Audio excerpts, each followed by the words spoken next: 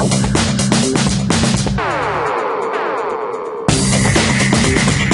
to DEFCON 3. I'm KT McFarland. We want to talk about the situation in Syria.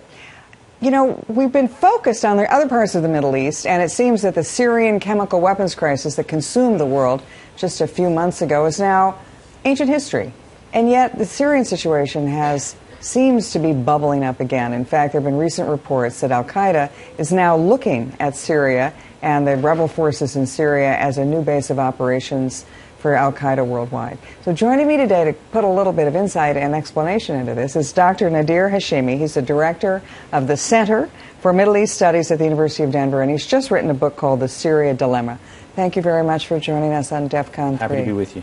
Okay, Dr. Hashemi, what is the current situation in Syria? Well, the situation has gone from bad to worse. The country is spinning out of control. A popular uprising that began nonviolently, that tried to topple a 43-year dictatorship, has been brutally crushed by the Assad regime, backed by Iran, backed by Russia. And Assad now, after this chemical weapons deal that he struck with the United States and Russia, has now strengthened his stranglehold over the country. The moderate democratic Syrian opposition is the weakest party in the conflict, and al-Qaeda has now stepped in. Extremist elements are now dominating the political landscape, and the country's spinning out of control. Okay, so for months we were saying, well, we should help the Syrian rebels, but then it turns out that, as you said, the dominant Syrian rebels are extremist Islamist al-Qaeda affiliates. Is there any hope for the pro-Western, the good guy rebels, the guys that we should be or would have supported? Well, there's hope if they get assistance. I mean, they're not going to be able to topple a very strong regime in Damascus that has, you know, an air force, that has heavy artillery, that has backing from Iran and Russia. They're not going to be able to do it by themselves. So they've been begging the international community, particularly the United States, for assistance. And unfortunately, the United States, under Obama, has turned away. And as a consequence, we're seeing al-Qaeda being strengthened, we're seeing Iran being strengthened, and we're seeing the people who hold the best hope for turning Syria around, putting it in a democratic direction, they're the weakest party. So these are the predictable consequences of Obama's, I think, failed policy in Syria. Okay, but what about somebody who says to you, look, if you've got two enemies, you know, chemical weapons touting Assad and al-Qaeda rebels, if you have two enemies fighting each other, don't try to get in the middle of them, let them go at it. Well, the problem is that it's not that simple.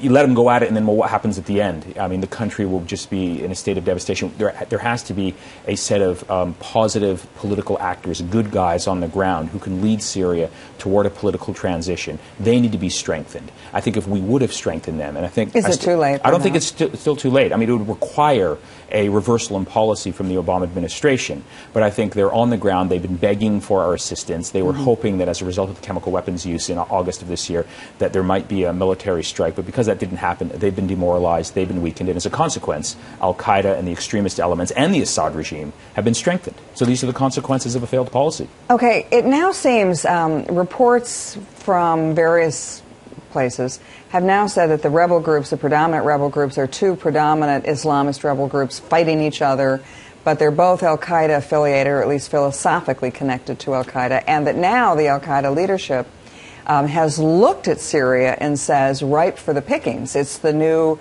Afghanistan. It's the new Yemen. We could set up a base of operations in Syria and threaten the entire region. Israel, the Sunni Arab states, even potentially, I guess, Iran.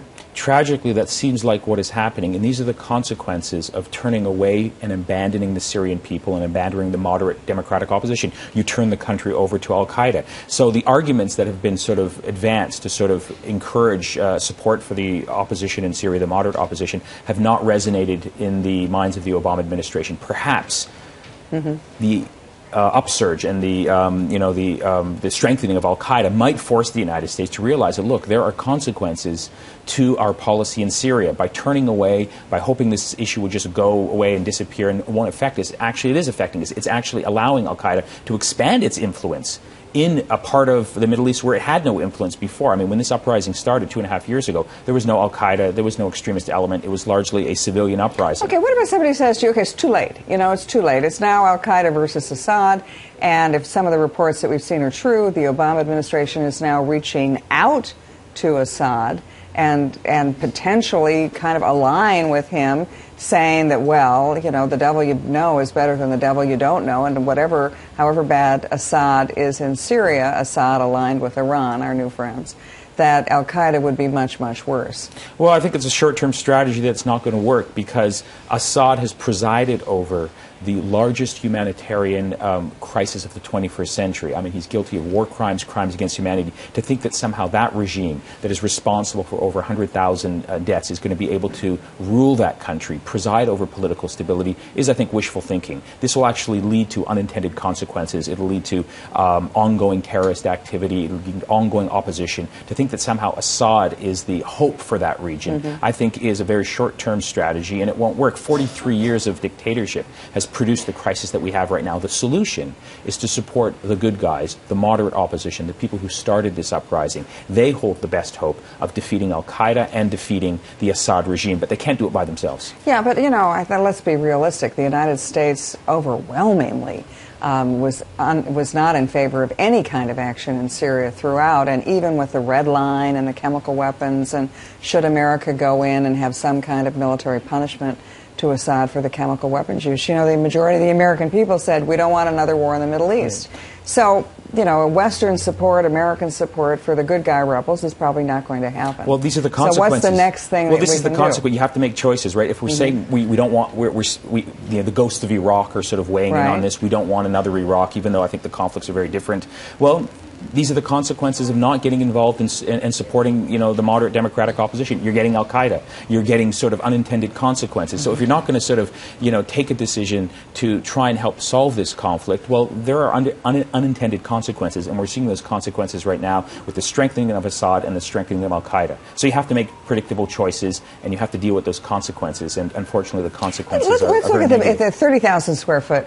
You know, look down at the conflict. So you have al-Qaeda here, and that's supported by Sunni Arab oil money, and you've got Assad supported by Russia, supported by Iran, Shiite versus Sunni. Are what we see in Syria, is that really the harbinger of what happens throughout the region, where you have Shiite versus Sunni, both fueled by Arab oil money, in a fight to the finish? Yeah, we were seeing a major sort of sectarian conflict sort of expanding. Syria is one of the major battlegrounds. It's been playing itself out in Iraq because of the failed sort of Iraq strategy that we had. Now it's expanding to Syria. It has the, you know, potential of really destroying the region. And I think these are the consequences of failed leadership on behalf of the United States.